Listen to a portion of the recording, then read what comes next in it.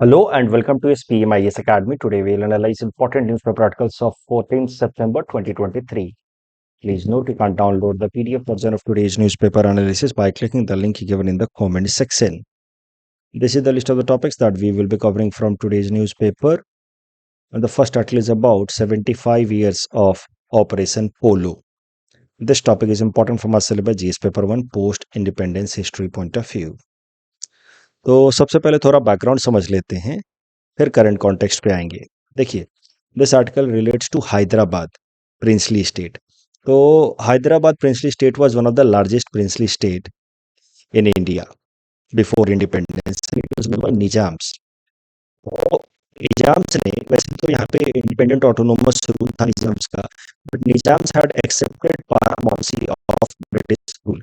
पारामाउंसी आप समझिए कि एक लूज अंडरस्टैंडिंग थी ब्रिटिशर्स के और उस टाइम के प्रिंसली इंडियन स्टेट्स के बीच में, कि ओवरऑल ब्रिटिश रूल और British India will have supremacy in any decision making if some dispute arises between the two sides. Otherwise, Britishers recognize the autonomous rule of such princely states in normal conditions.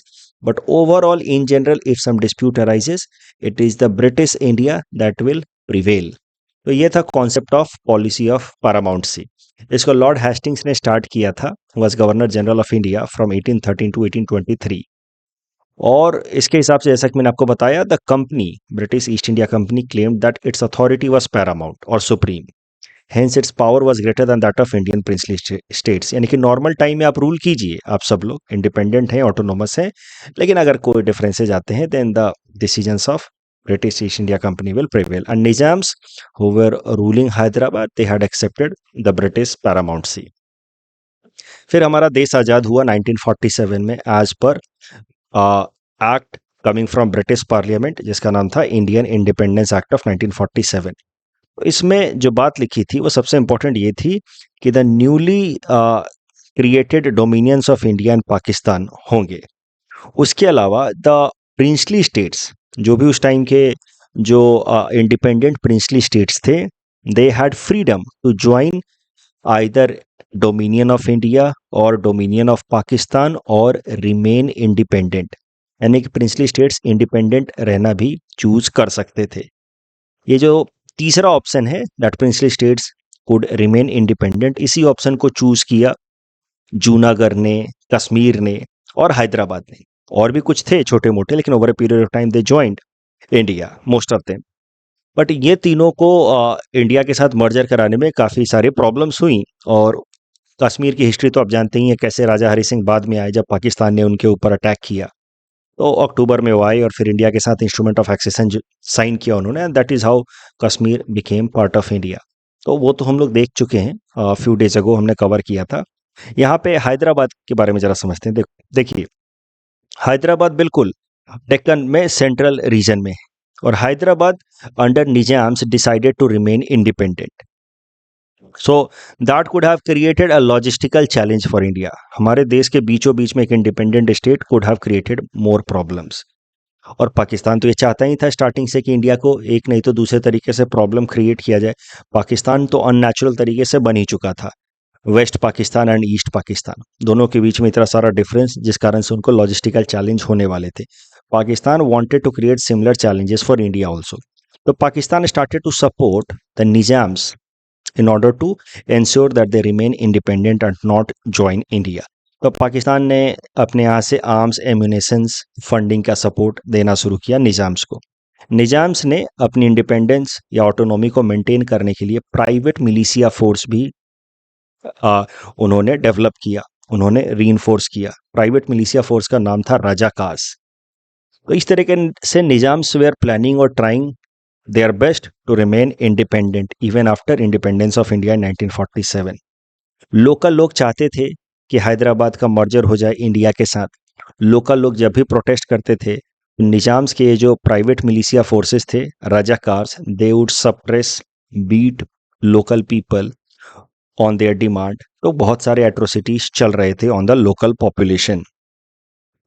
लेकिन फिर law and order के situation काफ़ी बिगड़ने लगे हैदराबाद में, क्योंकि local protest चलते ही रहते थे। राजाकार्स के, उनके हरासमेंट्स के खबर आते थे लोकल लोगों के। तो फिर 13 सितंबर 1948 को, यानी कि आज़ादी से लगभग एक साल बाद, भारत ने फैसला किया कि अब हम लोग हैदराबाद को इंडिया में मर्ज करके रहेंगे because of law and order situation. Otherwise यहाँ पे लॉ एंड ऑर्डर के प्रॉब्लम्स हमेशा बने रहते थे। And then Indian army on 13 September 1948 launched Operation Polo. It was a military operation to annex Hyderabad and join it, exceed it in Union of India. Law and order situation को restore करने के लिए operation पोलो launch किया गया।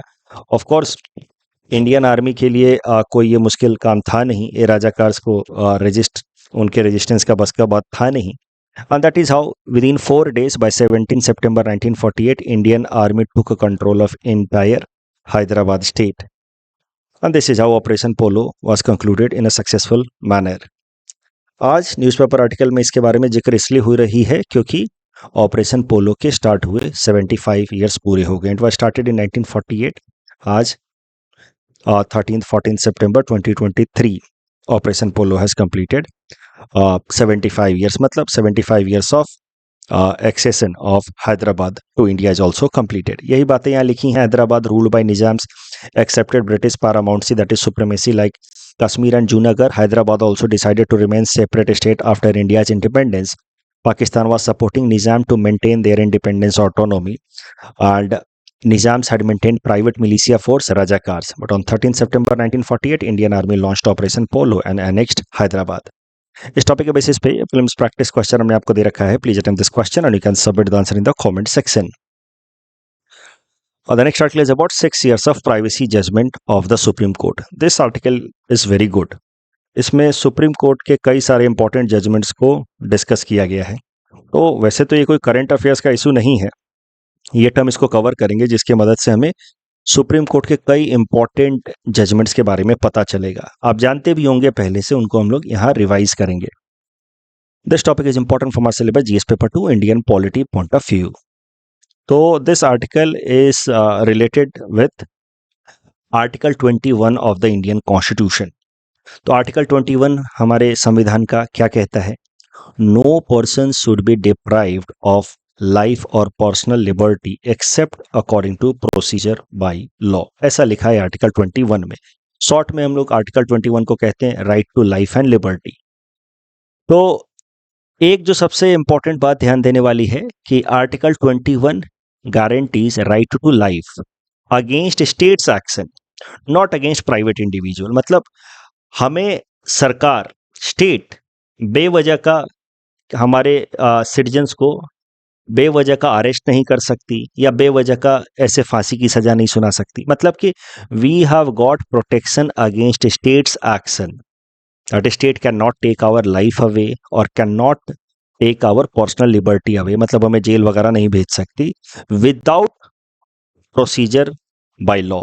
अगर कोई कानून है और कानून को हमने तोड़ा है तो ही फिर लाइफ के लिए हम डिप्राइव किए जा सकते हैं बाय द स्टेट, या पर्सनल लिबर्टी हमारी डिप्राइव की जा सकती है। मतलब हमें जेल भेजा जा सकता है अगर हमने कोई कानून तोड़ा है तो। पर ध्यान देने वाली बात यह है कि article 21 gives protection against states action. Private party के अगेंस्ट प्रोटेक्शन के लिए आर्टिकल 21 नहीं है। प्राइवेट पार्टी के अगेंस्ट प्रोटेक्शन के लिए फिर अलग अलग कानून है, जैसे कि IPC 302 अभी तक तो मर्डर के लिए है। इस तरीके से प्राइवेट पार्टी से प्रोटेक्शन के लिए, right to life and liberty के लिए देयर आर अदर जनरल या ordinary laws, but article 21 gives protection of life and liberty against states action. Article 21 को सुप्रीम कोर्ट ने अलग अलग जजमेंट्स में फर्दर इंटरप्रेट किया है और उसके डोमेन को एक्सपैंड किया है। तो एक एक करके इंपॉर्टेंट जजमेंट्स देखते हैं जो आर्टिकल 21 से रिलेटेड हैं। सबसे पहला इंपॉर्टेंट जजमेंट है AK Gopalan case, one of the earliest case, constitutional case. Article 21 में जो बात लिखी गई है कि no person shall be deprived of life और personal liberty except according to procedure by law. तो इसमें ये जो टर्म है प्रोसीजर बाय लॉ, इसको क्वेश्चन किया गया गोपालन केस में। ये प्रोसीजर बाय लॉ से क्या मतलब है हमारा? Does it mean procedure established by law, that is the British system, या does it mean due process of law, that is the American system? तो सवाल ये था कि what do the term procedure by law in article 21 means? तो इसको लेकर के सुप्रीम कोर्ट ने ए के गोपालन केस में कुछ और कहा, बाद में मेनका केस में सुप्रीम कोर्ट ने इसमें ओपिनियन को रिवर्स कर दिया। तो बेसिकली सुप्रीम कोर्ट ने ए के गोपालन केस में कहा कि here the term procedure by law simply means procedure established by law. Maneka case में सुप्रीम कोर्ट ने कहा कि here the term procedure by law actually means due process of law. तो दोनों हैं क्या, वो एक एक करके पहले देख लेते हैं कि प्रोसीजर एस्टैब्लिश्ड बाय लॉ है क्या, ड्यू प्रोसेस ऑफ लॉ है क्या। ये सब तो आप बेसिक पॉलिटी की क्लास में पढ़ते ही हैं, बस मैं यहाँ रिवीजन करा देता हूँ। तो let us see the difference between the two first and then we will come to the A K Gopalan case and Maneka case again. See procedure established by law क्या कहता है? It means that law that is duly enacted by the legislature or the concerned body is valid if it has followed correct procedure। क्या मतलब है इसका? Example की मदद से समझते हैं।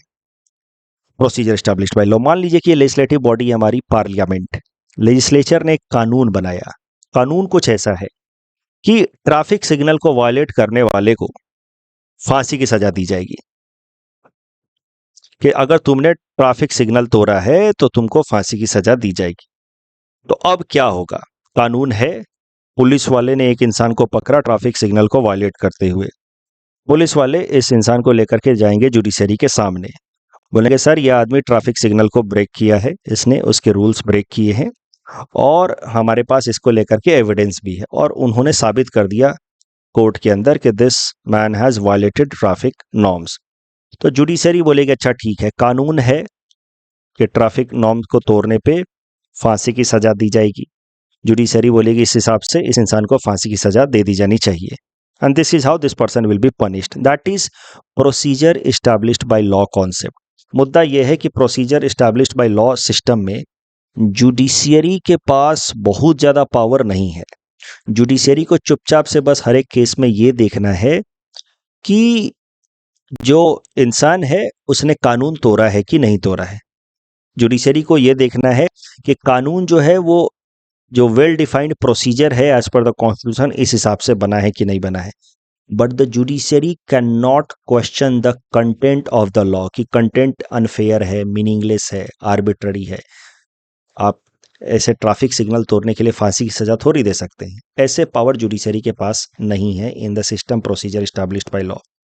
ये जो कॉन्सेप्ट है procedure established by law, that is followed in British system, British political system. वहां पे the legislature is supreme, even superior than their judiciary. तो लेजिस्लेचर ने जो कानून बना दिया, जुडिशरी के पावर लिमिटेड है, उस कानून के हिसाब से उनको चुपचाप से फैसला सुनाना है। बट इससे अलग होता है concept due process of law. Due process of law में द जुडिशरी हैज एक additional power. Judiciary can first of all evaluate the validity of a law on the basis कि उसको सही प्रोसीजर फॉलो करके बनाया गया है कि नहीं बनाया गया है, यानी कि जैसा संविधान में लिखा गया है उस हिसाब से प्रोसीजर फॉलो करके कानून बना है कि नहीं बना है। एक तो ये पावर है जुडिशरी के पास। दूसरा, जुडिशरी के पास ये भी पावर है कि उस कानून को रिजेक्ट कर दे on the ground of reasonableness, कि कानून अनरीजनेबल लग रहा है, अनफेयर लग रहा है। क्या है इसका मतलब, जरा समझिए। मान लीजिए कि लेजिस्लेचर्स ने प्रॉपर नियम कानून फॉलो करते हुए, जैसा संविधान में लिखा है वैसा नियम कानून फॉलो करते हुए कानून बनाया कि ट्रैफिक सिग्नल तोड़ने वाले को फांसी की सजा दी जाएगी। इस इंसान ने ट्रैफिक सिग्नल को ब्रेक किया, इसको जुडिशरी के सामने रखा गया। जुडिशरी ने जैसे ये केस देखा, जुडिशरी ने कहा कि अच्छा ये कानून है।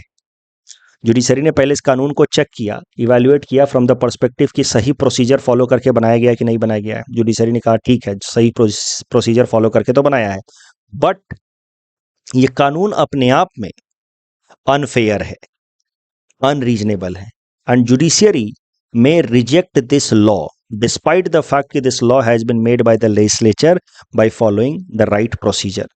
इस कॉन्सेप्ट को कहा गया है due process of law. Due process of law where the judiciary has double power या extraordinary power, where judiciary can reject a law on the ground of being unfair, चाहे उसको सही नियम से बनाया भी क्यों ना गया हो, पार्लियामेंट ने प्रॉपर बिल रखा हो, पास किया हो मेजॉरिटी से, yet the judiciary has power to reject that law as unfair और इस केस में जुडिशरी के पास ये लोग लेकर के जाएंगे कि सर देखिए इसने ट्रैफिक सिग्नल तोड़ा। जुडिशरी बोलेगा अच्छा इस कानून के हिसाब से इसको फांसी की सजा देनी चाहिए, बट जुडिशरी क्या करेगा, इसको फांसी की सजा ना देने के बजाय बोलेगा कि मैं इस कानून को ही रिजेक्ट करता हूँ, ये कानून ही बेकार है, दिस कानून इज इटसेल्फ अनफेयर या unreasonable. So that is the meaning of procedure established by law and due process of law. Due process of law का जो कॉन्सेप्ट है that is followed in American political system where the judiciary has supreme या extraordinary power even over the law made by the legislatures.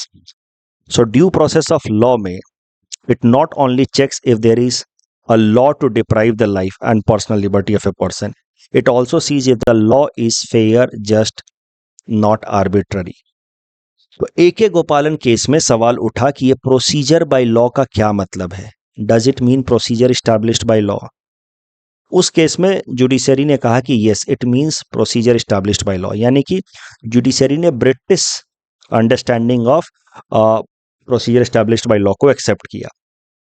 तो इसके हिसाब से क्या था AK गोपालन केस के हिसाब से कि अगर कोई कानून है उस कानून के हिसाब से अगर कोई आदमी को फांसी की सजा होनी है तो जुडिशरी उसको चुपचाप से फांसी की सजा सुना देगा। Judiciary will not question the law itself if the law appears unfair, but Maneka case very important case 1978 में जुडिशरी ओवरटर्न्ड गोपालन केस जजमेंट। जुडिशरी ने कहा कि आर्टिकल 21 के अंतर्गत बनाए गए कानून to take away the life of a person और personal liberty should not be unfair, unreasonable और आर्बिट्ररी। यानी कि कोई कानून के इम्प्लीमेंट होने के लिए to take away life of an individual और liberty, basically to violate article 21 right, उस कानून के लिए इतना काफी नहीं है कि उसको सही प्रोसीजर से बनाया गया है। द कानून the law also must be fair and reasonable. Means in Maneka case judiciary switched from procedure established by law to due process of law that gave judiciary an extraordinary power in our country. तो तब से आप मान सकते हैं कि Maneka cases judiciary ने, supreme court ने ड्यू प्रोसेस ऑफ लॉ को अडॉप्ट करना शुरू कर दिया है। उसके बाद से due process of law concept तो हो गया। उसके बाद एक और इंपॉर्टेंट जजमेंट है आर्टिकल 21 के अंतर्गत, वो है Francis versus union territory of Delhi case 1981। इसमें सवाल उठ गया about this term, no person shall be deprived of life. तो इसमें ये लाइफ शब्द पे सवाल उठ गया कि जीवन, किसी भी इंसान का जीवन नहीं लिया जा सकता है, लाइफ नहीं लिया जा सकता है except according to procedure established by law. सरल भाषा में करें तो every person has right to life. Judiciary evaluated the term life कि लाइफ का यहाँ क्या मतलब है। Does it mean mere survival, animal like existence की जैसे भी हो बस जिंदा हो काफी है। सवाल उठता है कि ये बच्चा सोचिए जो रैग पिकर है, जो सड़क पे ऐसे कचरे उठाता है, क्या इस बच्चे को माना जाएगा कि इसका राइट टू लाइफ को रेस्पेक्ट मिल रहा है या उसको प्रैक्टिस किया जा रहा है? क्या बस जिंदा रहना अपने आप में काफी है आर्टिकल 21 के अंतर्गत? Does it mean right to life या it means meaningful life with dignity? That was the question in front of judiciary in Francis case. और जुडिशरी ने, सुप्रीम कोर्ट ने इसी केस के अंतर्गत राइट टू लाइफ को एक्सपैंड किया और कहा कि right to life does not mean just mere survival और animal like existence, it means right to life with dignity. बच्चा है तो इसको पढ़ने का अधिकार मिलना चाहिए जिससे वो फ्यूचर में अपने लिए कुछ कर पाए, अपना भविष्य बना पाए। लोग हैं तो उनको बेहतर लाइवलीहुड का अधिकार मिलना चाहिए। मान लीजिए कि एक सड़क पे आप किसी भिखारी को देखते हैं, बहुत बुरे हालत में आप उसको देखते हैं, जिंदा तो वो है ही, बट क्या आप कहेंगे कि उसकी राइट टू लाइफ रेस्पेक्ट हो रही है? क्योंकि उसकी डिग्निफाइड लाइफ तो उसको मिल नहीं रही है। उसके पास शरीर पे ठीक से कपड़े नहीं है, खाने को नहीं है, काफी दिनों से भूखा है। तो it can be considered that that persons article 21 के अंतर्गत उस पर्सन के राइट टू लाइफ जो है वो वायलेट हो रहा है, क्योंकि इस लाइफ को, मियर सर्वाइवल को राइट टू लाइफ नहीं कहा जाएगा। Here the term life is very dynamic, it means right to life with dignity. और ये जो टर्म ऐड किया ना सुप्रीम कोर्ट ने in Francis versus union territory of Delhi case, right to life with dignity, इसने आर्टिकल 21 के dimension को काफी ज्यादा एक्सपैंड कर दिया कि जीवन का मतलब सिर्फ जीना नहीं है, जीवन का मतलब कुछ मीनिंग हो, उसके अंदर डिग्निटी हो, और फिर डिग्निटी शब्द को इंश्योर कराने के लिए सुप्रीम कोर्ट ने सक्सेसिव जजमेंट्स में कई सारे और अधिकार आर्टिकल 21 के अंतर्गत ऐड किए, जैसे right to have meaningful livelihood under Olga Tellis case 1986, right against pollution, free water air ये सब मिलना चाहिए, protection of cultural heritage, right to of every child for full development, right against custodial death, right against delayed execution, very important.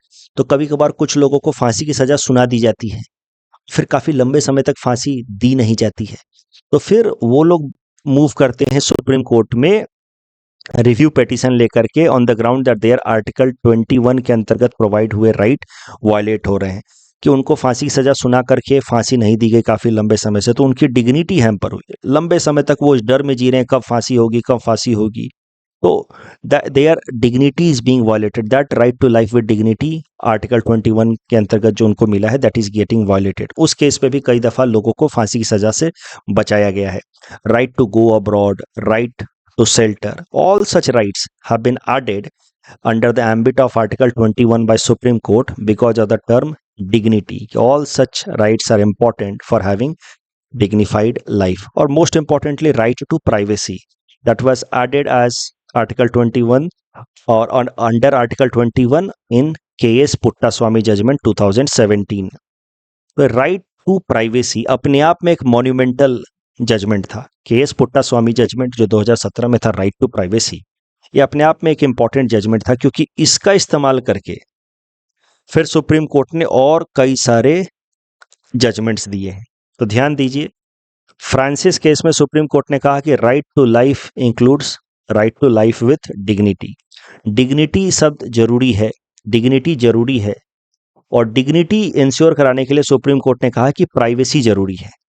किसी भी इंसान के जीवन में थोड़ी बहुत प्राइवेसी जरूरी है अगर उसको डिग्निफाइड लाइफ चाहिए तो using that Francis case judgment, supreme court said in case Puttaswamy judgment कि right to privacy is a fundamental right guaranteed under article 21। और फिर right to privacy since it is a fundamental right, तो उसका इस्तेमाल करके supreme court ने Navtej Singh Johar case में कहा कि homosexuality can not be a criminal offence. सोचिए कितनी लॉजिकल बात है कि अगर राइट टू प्राइवेसी एक फंडामेंटल राइट है, तो होमोसेक्सुअलिटी क्रिमिनल ऑफेंस कैसे हो सकता है? होमोसेक्सुअल्स प्राइवेट में क्या कर रहे हैं that is none of the concern of the state, क्योंकि privacy is a fundamental right.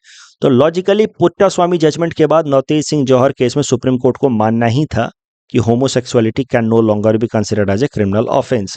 हरिया केस में सुप्रीम कोर्ट ने माना using the same right to privacy as a fundamental right कि marrying, right to marry person of a choice is also a fundamental right. Joseph sign case में ध्यान दीजिएगा, again K S Puttaswamy judgment case में right to privacy को आपने मान लिया कि एक फंडामेंटल राइट है, उसके इंप्लीकेशंस देखिए। जोसेफ साइन केस में सुप्रीम कोर्ट ने माना कि adultery can not be considered as a criminal offence, क्योंकि दो एडल्ट्स कंसेंसस से क्या कर रहे हैं प्राइवेसी में, वो स्टेट का कंसर्न नहीं हो सकता, क्योंकि right to privacy is a fundamental right. So even if two adults are committing adultery that can not be considered as a criminal offence. ध्यान से समझिएगा, इसका मतलब ये नहीं है कि सुप्रीम कोर्ट जस्टिफाइड और वैलिडेटेड एडल्ट्री की एडल्ट्री अच्छी बात है, ऐसा नहीं कहा है, but they decriminalise adultery on logical ground कि अगर right to privacy is a fundamental right then we know longer can say कि adultery is a criminal offense. We cannot continue. Logically, it would be inconsistent. But yes, in Joseph Sain case, where Supreme Court said कि adultery won't be a criminal offense, court said कि adultery still will continue to remain a social crime. समाज में इसको फिर भी गलत माना जाता रहेगा, लेकिन कानून इसको गलत नहीं मान सकता because of the logical factors. Common cause versus union of India case में सुप्रीम कोर्ट ने माना कि right to life with dignity also means right to die with dignity. मतलब कुछ ऐसे लोग होते हैं जो टर्मिनली इल होते हैं, जिनका रिवाइवल का कोई तरीका नहीं है, बहुत कष्ट में है, तो ऐसे कष्ट में उनको छोड़ देना, इससे अच्छा है उनको पैसिव यूथनेसिया दे दिया जाए, उनको गुड डेथ जिसको कहते हैं, उनको ऐसा कुछ दे दिया जाए, असिस्ट किया जाए, जिससे passive euthanasia they the support system should be withdrawn so that they could die in a peaceful manner. क्योंकि ऐसे तकलीफ में जीना, टर्मिनली इल होना, that is also against dignified life. So right to life with dignity also includes right to die with dignity, and that means passive euthanasia. और फिर बिल्कुल current context में, जिस कारण से ये सारा चीज हमने डिस्कस किया है, right to privacy is a fundamental right. तो फिर हमारे जो डिजिटल डेटा हैं वो भी हमारे प्राइवेसी के अधिकार में आते हैं, उनको अभी प्रोटेक्शन होना जरूरी है. Basically informational privacy. तो हम लोग जो भी डिजिटल डोमेन में डेटा अपने देते हैं अलग अलग सोशल मीडिया प्लेटफॉर्म पे, वो डेटा प्रोटेक्टेड होना चाहिए. If right to privacy is a fundamental right. And इसी को इस्तेमाल करते हुए फिर सुप्रीम कोर्ट ने आदेश दिया भारत सरकार को कि आप एक कानून बनाइए जिसमें लोगों के पर्सनल डेटा को प्रोटेक्ट किया जा सके. और फिर सुप्रीम कोर्ट के इस डायरेक्शंस को मानते हुए भारत सरकार ने हाल फिलहाल में कानून बनाया, digital personal data protection act, in order to ensure informational privacy which is part of right to privacy. And right to privacy is a fundamental right under article 21, because article 21 is right to life with dignity. इस topic के basis पे ये mains question है कि explain how article 21 of the constitution intricately links right to life and personal liberty with dignity. तो basically आपको सारी history बता देनी है कि आर्टिकल 21 है क्या, फिर आपको बताना है कि सक्सेसिव जजमेंट में आर्टिकल 21 के एम्बिट को एक्सपैंड किया गया है. उसमें सबसे इंपॉर्टेंट है फ्रांसिस वर्सेस यूनियन टेरिटरी के, जिसमें सुप्रीम कोर्ट ने ऐड किया right to life with dignity. और फिर इस डिग्निटी शब्द का इस्तेमाल करते हुए सुप्रीम कोर्ट ने आर्टिकल 21 के एम्बिट को फर्दर एक्सपैंड किया. पुट्टा स्वामी जजमेंट तक आप बता दीजिए. उसके बाद करंट वाला कुछ एग्जाम्पल बता दीजिए कि यही प्राइवेसी का इस्तेमाल करते हुए हाल फिलहाल में एक कानून लाया गया है. क्योंकि कोई भी आंसर का कंक्लूजन अगर आप कुछ करंट फैक्ट्स वगैरह बोल करके भी करते हैं तो भी वो अच्छा लगता है कि करेंटली देखिए इसी कारण से ऐसा हुआ, तो दैट अपीयर्स गुड. तो ये एक इम्पॉर्टेंट डिस्कशन है और इस कारण से इसका एक अच्छा नोट्स बन जाना चाहिए, ताकि काफ़ी सारे सुप्रीम कोर्ट के जजमेंट्स यहाँ पे लिखे गए हैं. तो कई सारे स्टूडेंट्स मुझसे पूछते रहते हैं कि सर पॉलिटी के शॉर्ट में नोट्स कैसे बनाएं. I hope this notes will give you some idea. Right to life and liberty, article 21, it is guaranteed against state action not against private individual. AK Gopalan case, protection against executive action without law. मतलब executive सरकार हमें बिना कानून के हमारा life या liberty नहीं ले सकता. So that was Supreme Court's view in Eko Gopalan case. Means Supreme Court suggested that in Indian political system we will be following procedure established by law. That is British system basically. फिर Maneka case में supreme court reversed its AK Gopalan case judgement. It said protection against unfair law too. Means supreme court migrated from procedure established by law to due process of law, which is American system. Francis case में right to life को expand कर दिया, right to life with dignity. और इस dignity शब्द का इस्तेमाल करते हुए फिर right to livelihood in Olga Tellis case, right to privacy in Puttaswamy judgment, and then right to privacy का इस्तेमाल करते हुए नवतेज जौहर केस में होमोसेक्सुअलिटी को डिक्रिमिनलाइज किया गया. हरिया केस में right to marry person of choice. Joseph sign case में decriminalized adultery. And then very recently digital personal data protection act for protection of informational privacy. Nipah virus. This topic is important from our syllabus GS paper 3 science and technology point of view. Nipah virus एक zoonotic disease है. Zoonotic disease are those disease that are transmitted from animals to humans. तो Nipah virus को अगर आप देखें तो ये एक जूनोटिक डिजीज है क्योंकि इसका जो नेचुरल होस्ट है वो है फ्रूट बैट. और फ्रूट बैट के ब्लड से, सलाइवा से या यूरिन से ये जो है वो इंसानों तक पहुंच जाता है. ये नीपा वायरस नेचुरली ये फ्रूट बैट में है और फिर उसके ब्लड, सलाइवा या यूरिन या तो एनिमल्स के अंदर जाते हैं या तो डेट पाम्स में जाते हैं या फ्रूट्स, किसी दूसरे फ्रूट्स में मिलते हैं. और उसको जब हम कंज्यूम करते हैं तो हम लोग भी नीपा वायरस से इन्फेक्टेड हो सकते हैं. नीपा वायरस के सिम्टम्स हैं fever, headache, epilepsy. But in some severe cases it may lead to death also. So it can be fatal in some severe cases. इसके अगेंस्ट कोई वैक्सीन नहीं है, कोई ड्रग्स नहीं है, कोई दवाई नहीं है. तो एट बेस्ट इसको प्रिवेंट करने पे ध्यान दिया जा सकता है, प्रोटेक्शन पे ध्यान दिया जा सकता है, स्प्रेड को रोकने से बचा जा सकता है. But there is no vaccine और drugs to protect against Nipah virus. WHO ने आइडेंटिफाई किया नीपा वायरस को as a priority disease. But Nipah virus के केसेस जो हैं रह रह करके आपको सुनने को मिलते हैं इंडिया में. 2018 में इसका पहला ब्रेकआउट हुआ था इन केरला एंड तमिलनाडु. और तब से इसके कई दफ़ा छोटे छोटे ब्रेकआउट्स हुए हैं। अक्सर आपको केरला या तमिलनाडु में ही निपा वायरस के ब्रेकआउट के केसेस मिलते हैं। हाल फिलहाल में भी ऐसा हुआ है, 2 लोगों की डेथ हुई है because of Nipah virus in Kerala's Kozhikode district. Nipah virus के साथ कैसा है कि उतना जल्दी जल्दी तो स्प्रेड नहीं होता है जैसे कोविड-19 वायरस स्प्रेड होता था, लेकिन है बहुत ज़्यादा deadly. That is a problem with Nipah virus. यही सारी बातें लिखी हैं कि Nipah virus zoonotic disease, that means animal to human. Nipah virus का नेचुरल होस्ट है फ्रूट बैट। नो ड्रग और vaccine. Symptom fever, headache, epilepsy, death in severe cases.